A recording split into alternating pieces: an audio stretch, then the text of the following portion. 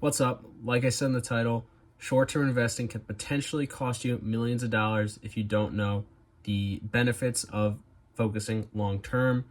So I would say I'm the average retail investor. I got some short-term stock investments, some short-term crypto investments, but I put most of my money and my main focus on long-term, solid, smart investments. 99.99% of people who try to time the market are not going to outperform just the S&P 500 on its own, for example. So I'm going to show you how you will make more money not trying to time the market and using an easier strategy that a lot of the successful investors are using.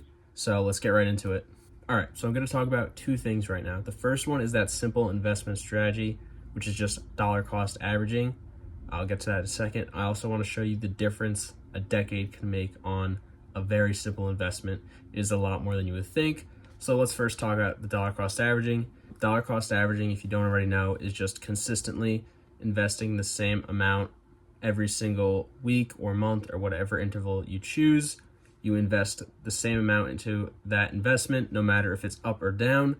So you're spreading out your money over a long period of time. In my example, I'm going to use the S&P 500 because that is the most basic, and I'm going to just take its historical average return of 10.47%, bring that to an investment calculator to now show you what a difference a decade can make on an investment like this. So first, I'm going to show you what that investment looks like after 20 years, assuming you start with $0 and invest $500 every single month, which I think is an achievable amount to invest for anyone. I think that's something anyone can work towards and actually get. So if you do the $500 a month, getting the historical average return from the S&P 500 for 20 years, you will have about $380,000, a little less than that, which is good considering you're only putting in $120,000. Some people might think that's not enough to retire off of, which I would agree, that's not enough.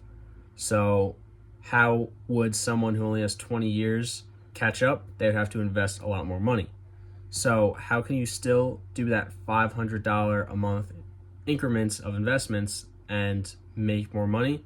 Well, you got to start investing earlier. So what would an extra decade do to the same investment? That same investment for just 10 more years, your $380,000 would turn to over $1.1 million. So you're only investing another $60,000 of your own money, but getting $700,000 back, and you're not putting a lot of extra effort into doing that. You just got to start earlier or do it for longer. So in this example, a decade is making you like $700,000 more dollars. But what if you were to add an additional decade to the 30 years? That 1.1 million turns into 3.1 million. So an extra $60,000 of your own contributions is making you another $2 million.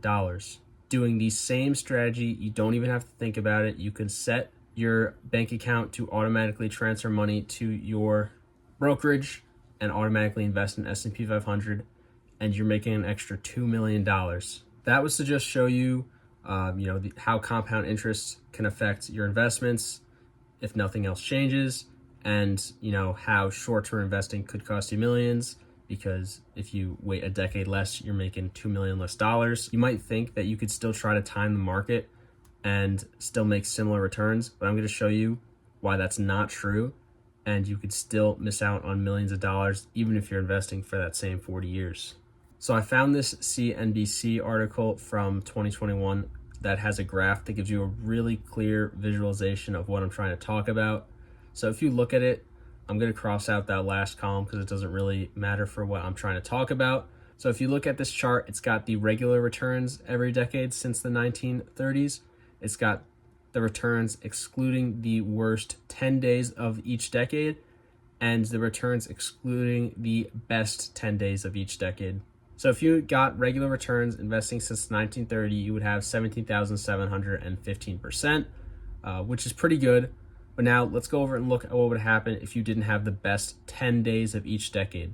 That 17,000% gets squashed down to 28%. Imagine you've been investing since the 1930s, trying to time the market, but you're so bad at it, you miss the 10 best days each decade. Well, you would only get 28% returns from nearly a century of investing. If you were to be investing since the 1930s without the worst 10 days of each decade, you'd make whatever, 3.8 million percent. It says down there. That's great, but you're never going to time the market and take your money out on the 10 worst days. There's not a single person ever who could have ever timed that, so don't even try it. But missing out on the 10 best days, even if you're trying to miss out on the 10 worst days and accidentally miss out on the 10 best days, you will be robbing yourself of 17,700%. Another graph that illustrates it really well is this one. If you were to invest $1,000 from 1994 to 2023, that $10,000 would be $181,000. If you were to miss the best 10 days of that period, you would get half the returns that you would get just leaving it in the entire time. And if you were to miss the best 20 days of that time period, you lose 73% of your gains. And missing the best 30 days of that time period, you would lose 83% of your gains. That's a significant amount of money to lose when you could have just left your money there and not even thought about it. The market is going to have good years, it's going to have bad years, but if you zoom out, it's always going up. Just keep investing, leave your money in it, be consistently adding to it as much as you can, and you will do well. That's all it takes. And if you're interested in that video I was talking about before with the ETFs, I have that linked up here. But other than that, thank you guys for watching. Peace.